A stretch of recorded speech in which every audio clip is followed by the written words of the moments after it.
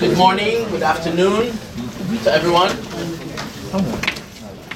I am very pleased that we are all here to have this important meeting. My name is Bassam Haddad. I am the director of the Middle East and Islamic Studies program and associate professor at the Schar School of Policy and Government. We are holding this event for the obvious reasons that you all came for. This is not about giving lectures, nor really intellectualizing about things. This is to have a discussion, an open discussion with several of our faculty members and two of our fantastic deans here at JMU. The only difference between people sitting in different places here in this room is just the amount of experience. Everyone is going to be welcome to say whatever they like. I only have two rules. First, please, first of all, feel free to argue, feel free to disagree, feel free to engage, so long as everyone is respectful and no personal sorts of, attacks or anything of the sort. I am not concerned. I don't think we're going to have anything that is problematic. I'm just saying that we would like to have a very frank discussion. And if you feel in any way, shape or form that you're in the minority, as in you have a view that doesn't seem to comport with the majority of people in this room, I want you to feel very free to speak out. And I will support your right to speak out, whether or not what you're saying is something that people agree or disagree with, so long as it's respectful.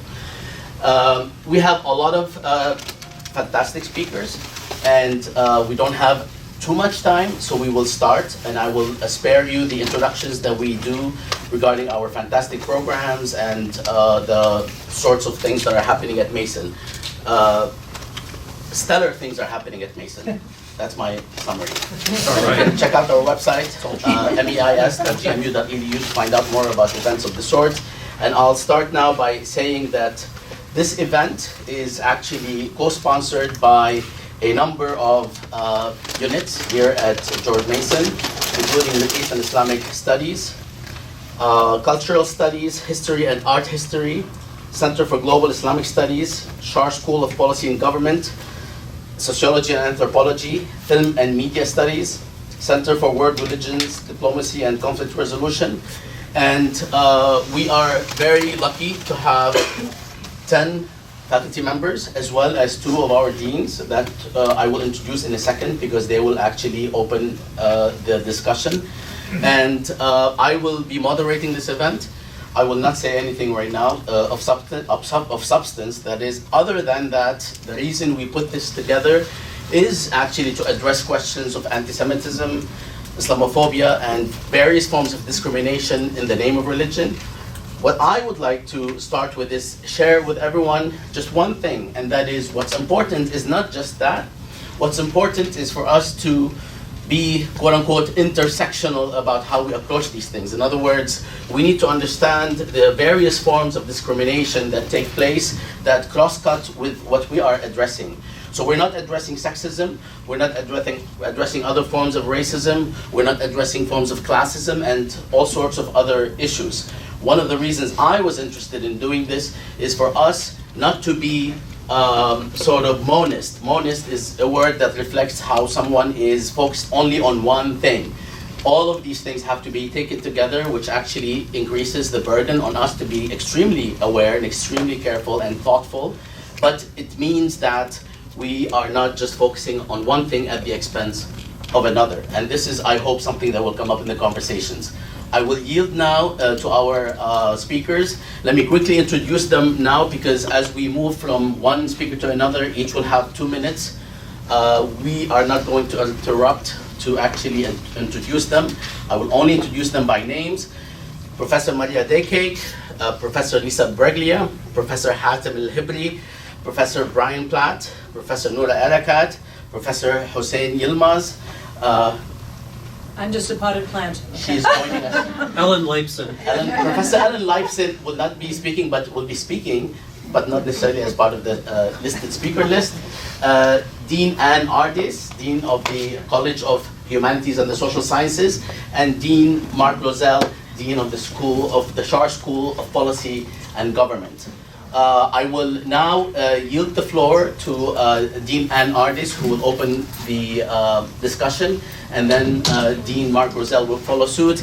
And then, given we're sitting in this arrangement, we will start after that with Professor Maria Dekeg.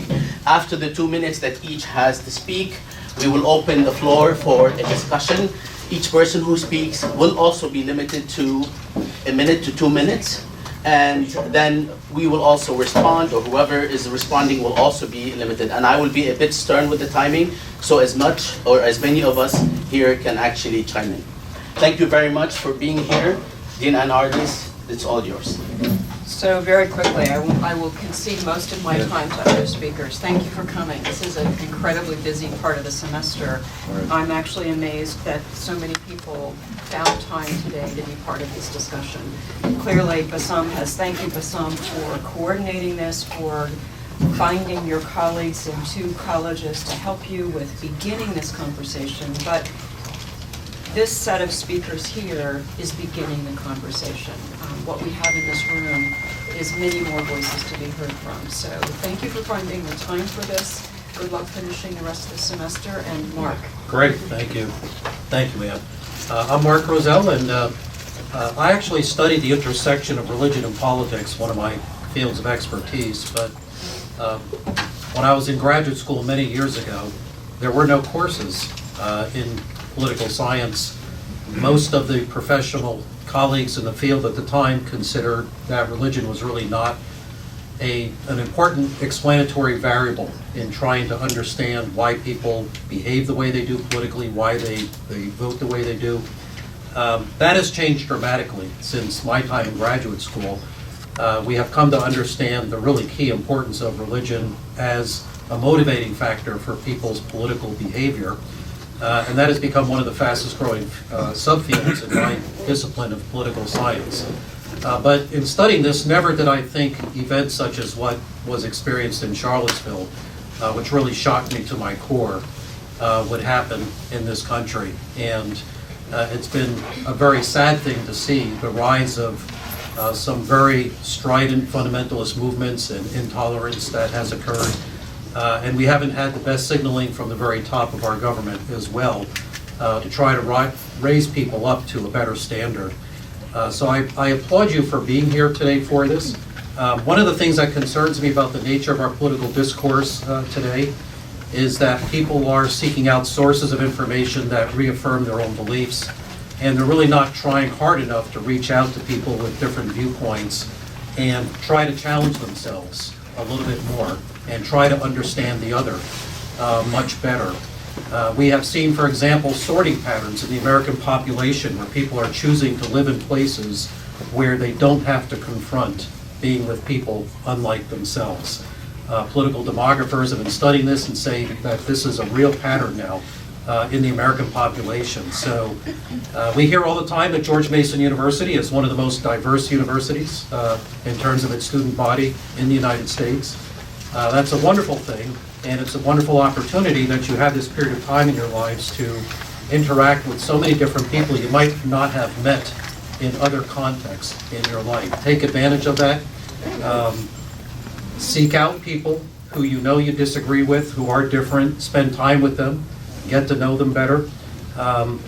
Watch media that differs with your viewpoint. Spend time trying to understand. Too many people are using mass media and other sources of information merely to reinforce their existing belief systems. So have these dialogues, do it in a respectful, civil way, and show the future how it's to be done. Quite frankly, my generation, its political leadership is not a very good model right now. When you're looking at what's going on in Washington and the kind of political discourse that we're seeing, this has to change. And we're not going to teach the old dogs new tricks. It's simply not going to happen. So our hope lies with you. I thank you for being here at this busy time of the semester. And I apologize that I cannot be here any longer. I have a 2:30 meeting in Research Hall to meet a job candidate, which is a long-standing obligation that I have. So I will talk to Bassam later to get a debriefing about your event. So thank you. Bassam. Thanks. Good afternoon. Thank you all for coming. I'll try to be as fast as I can. I wanted to say that the title of the panel suggests that anti-Semitism and Islamophobia are forms of religious discrimination. And of course they are. We know that they are, and those roots go way, way back. But I think we also have to recognize, following a bit what Bassam said, that there are also racial components to these kinds of things as well. We've seen African American houses of worship attacked as well, even though they're following mainline Protestant denominations, but simply because they're African American churches. So I think I'm in religious studies. My colleagues and I work hard every day to increase religious literacy and religious understanding. And I do think that's an important part of the equation, but I don't think it's the only thing that we have to think about in addressing these kinds of very unfortunate incidents that we've seen more and more of in the last 2 years or so. I wanted to point out that with the horrific events that took place in Pittsburgh, the Pittsburgh shooter did not express any kind of theological opposition to Judaism. He was upset, it seems, with a Jewish organization in Pittsburgh that was actually working to help settle immigrants, and not just Jewish immigrants, but immigrants from the Middle East, from Africa, from Latin America. So I think when we look at some of these things, despite that fact, I think what we need to do is encourage and also publicize efforts at the local community level for minority religious groups or minority groups in general to work together to support each other. And those efforts are going on. There was a Muslim group that raised $150,000 for the victims of the Pittsburgh shooting. We just locally, we have, going the other way around, we have a mosque in McLean that's facing very restrictive zoning rules, and some rabbis from a local synagogue, Rodef Shalom, are working to try to advocate on behalf of that mosque community. So I think the solution is to really bring people together these various minority religious communities or groups that are targeted really need to see themselves as part of a broader, diverse community and support one another. Thank you so much, and thanks to my co-speakers and to Bassam for organizing, all of you for being here. What I'm going to be referring to are collaboratively produced comments that I was able to work on with students in the Global Affairs program, and I thank you all, some of you are here, and I thank them for helping me think through some of these issues. First, I wanted to say that anti-Semitism and Islamophobia are specific instances of generalized discrimination, which is based on othering. And othering is not an innate or natural human tendency, but instead is part of the global power structure that has arisen at historical junctures, concurrent with certain fears, anxieties, and desires to dominate that accompany global power structures, and that these are very specific to the modern world. Second, we want to say that a society in which Islamophobia and anti-Semitism thrive is a society in which all hatred and violence thrives. And that's against women, against immigrants, against disability, and against all. And the last comments I want to make are about our campus community. And our campus is a contradictory space of possibilities. And I'm going to talk about a couple of these contradictions that we have here. And contradiction could be a good thing too, so let me just make that clear, okay? In a sense, our campus is a distinct, unique place where people experience real life, in a sense. People are away from home for the first time. You can be away from your comfort zone, and in that sense, you're blunted from the harshness of discrimination, from structural injustices, from the violence that's out in the real world, The contradiction that arises is that what happens is, I think I lost my place here, I'm so sorry. You're experiencing real life for the first time because you're away from home, but also you can be blunted from that harshness. So this can make our campus a space of confrontation. So the other contradiction is that our campus is a space of confrontation, but at the same time a space of comfort. And especially people like us, administrators, we try to figure out how to balance a constitutionally protected right to free speech with the need to discourse, and that the right of Jewish and Muslim students, they need to feel that our campus is a safe space when they need to feel a belonging on campus. And the very last thing, the urgency we feel in this current climate, things going on right now around us, it compels us to want a more just and respective world. We all feel very compelled, especially right now, to act. But we have to be very, very sure we're not simply reacting. And part of our learning process, especially as students, is to kind of distinguish between those two things, just reacting and acting. Thank you for inviting me to speak here today. I've written everything down because otherwise I'll digress and go off topic. In the US, we are currently facing an escalation in violent rhetoric and hate crimes targeting Jews, Muslims, and people racialized alongside them. Not only them, but that's what we're talking about here today. In the horrific attack on the Tree of Life Synagogue, timed to coincide with services on the Sabbath and apparently triggered by the community's dedication to the welfare of refugees, we have a perfect storm of white supremacist anxieties, of all-powerful infiltrators come to weaken the nation, to weaken Christendom, to weaken the West, or some other imaginary whose boundaries are given renewed social valence by spilling the blood of an outgroup.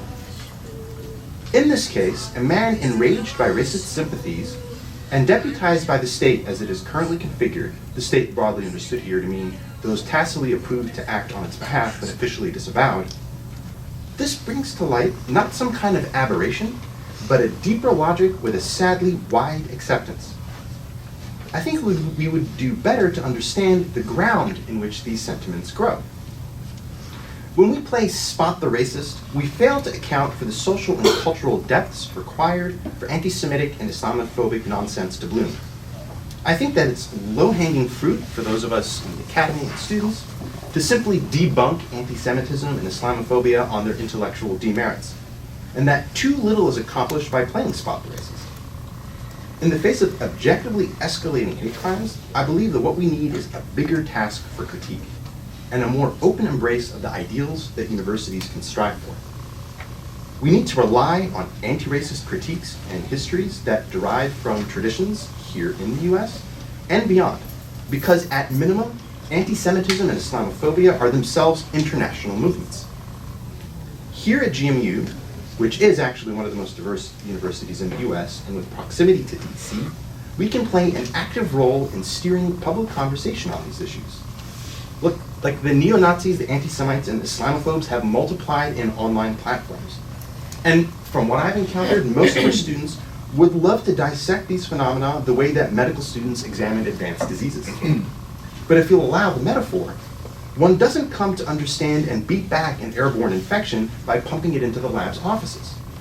Rather than fact-check racism, we could instead create the space for a range of political solidarities, a range of intellectual and creative energies that can foster the ground in which the nonsense of anti-Semitism and Islamophobia cannot take root. Thank you for being awesomely on time. I won't promise to also be awesomely on time. First of all, I wanted to say how heartened I am that so many of you are here. It's sort of a truism at George Mason, if you organize events, that it's difficult to get students to come to events, and the fact that so many of you are here, I'm assuming many not for extra credit, is really an exciting thing. It is, and it shows how engaged you are with the intellectual life on campus and how important you think this issue is as it is. Like Maria, I took note of the title of this event, which I can't recite it verbatim, but it involved the use of the terms Islamophobia and anti-Semitism in the name of religion. And discrimination. And discrimination in the name of religion, which there's, I think, sort of an argument in that title, which is that Islamophobia and anti-Semitism are not fundamentally about religion, they are about racial discrimination. And I think I would agree with that argument, but that's an argument for you to engage with.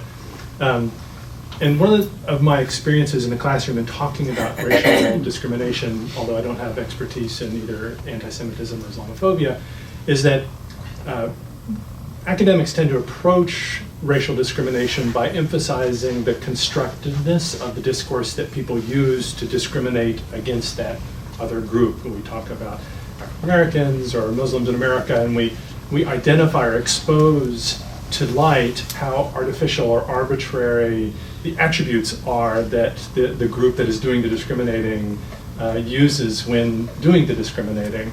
And that's something we should do. Historians are great at that. You know, we look across time and we see incidents of racial discrimination and how they emerge seemingly out of nowhere and then disappear and then morph into something else. And we see the full arc of the constructiveness of racist discourses. And students are, my experience, are usually empowered and sort of liberated to identify that when it happens.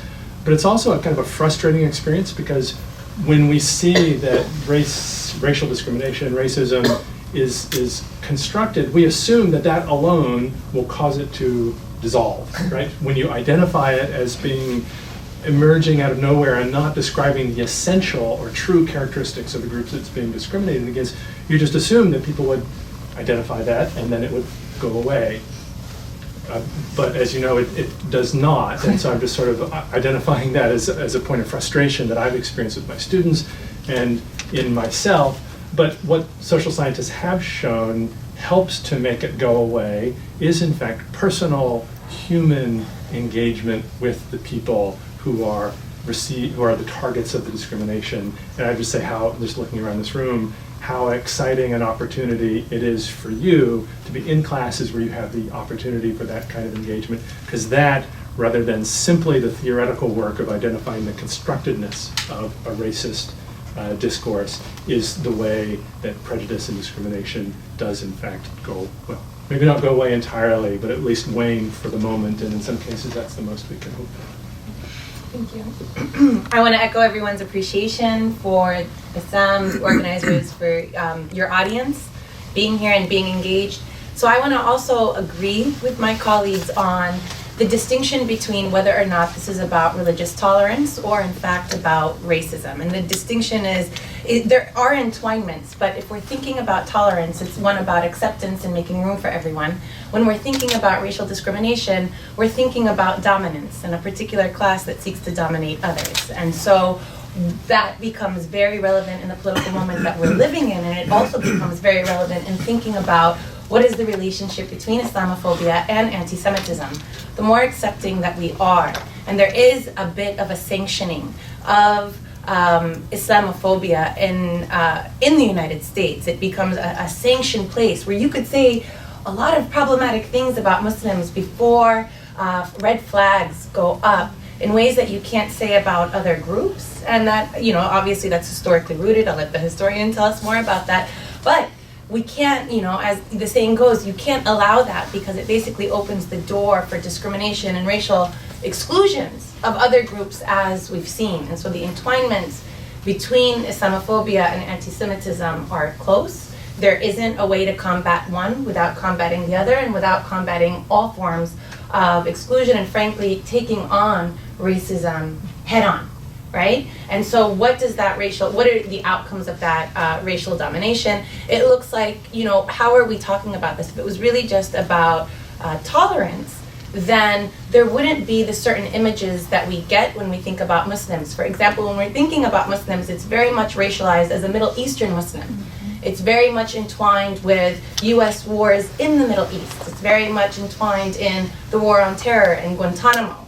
But in fact, as many have pointed out, the largest Muslim country is Indonesia. When we think about the largest Muslim population in the United States, it's black.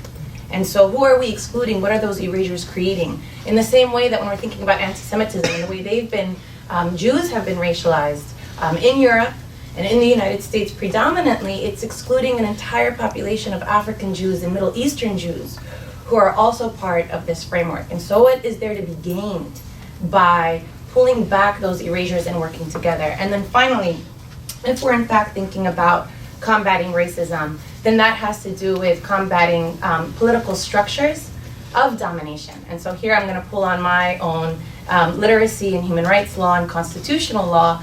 The way that the debate has been framed for us is that a move to a white nationalist movement has every democratic right in the framework of free speech and democratic governance to be able to assert their dominance and their right to exclude others to create a white nation.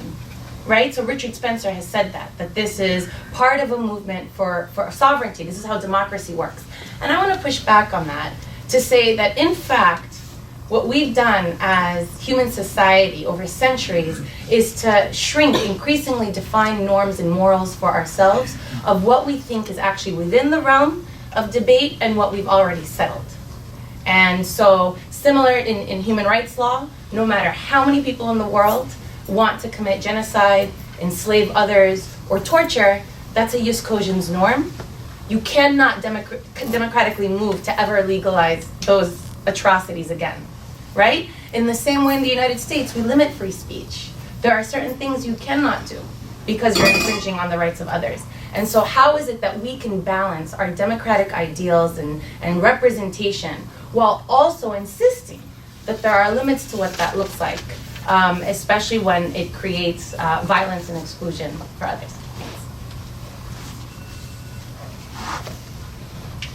Well, I agree with everything said so far. I also thank Bassam and all the attendees, and I'd like to say a few words on first a philosophical ground and then some social observations. I think we are all, to begin with, prone and vulnerable to discriminations, and fighting off forms of discrimination, I think, starts with that acknowledgement that as human beings, we are prone and vulnerable. If we think that whatever is our background, our community, our nation, our religion is not discriminatory, but others are discriminatory, this is discriminatory to begin with. So every religion, ideology, ethnicity, nation, community retains in itself elements of discrimination, also elements of cohesion and equality. History teaches us that whatever elements become dominant, we see forms of discrimination versus cohesive coexistence throughout the history. So we still have, based on the lessons we have seen, horrific lessons in human history, a good many instruments to fight off discrimination, all forms of discrimination.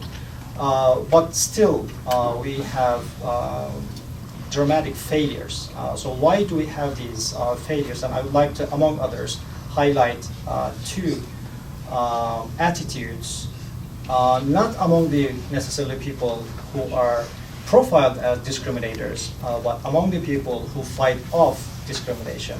That is one, hierarchization of forms of discrimination. It's quite common to see people arguing that Islamophobia is more discriminatory or a greater danger than anti-Semitism, or vice versa.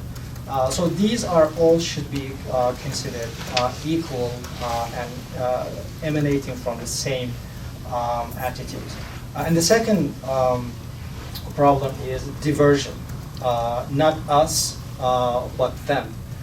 So in most cases, out of survival, human communities tend to profile themselves as equal and same with the others, but at the same time profiling the other ones as the real enemies or different from them. So as long as we continue to hierarchize between forms of discrimination and divert the attention to others to save our own communities, discrimination will continue. So in short, it's not flu versus, by analogy, it's not flu versus cancer.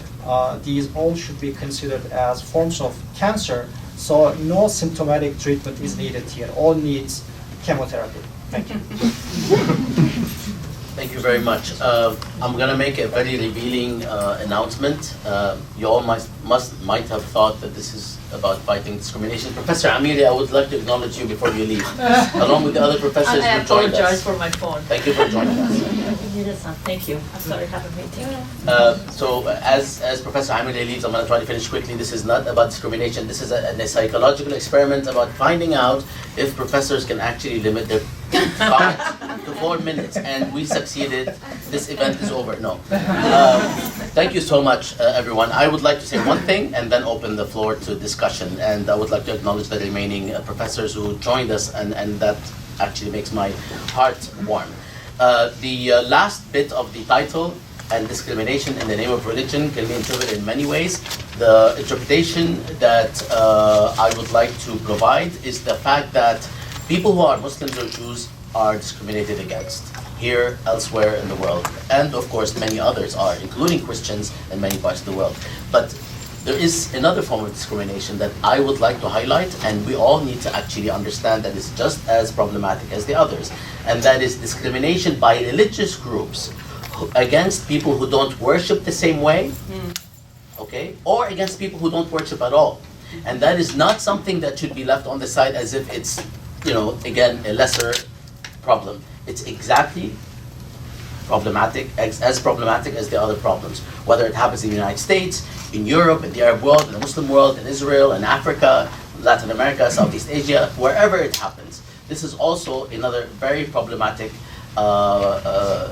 sort of discrimination, and I wanted to add that so that we don't assume that this is limited to only those who are of a particular religion.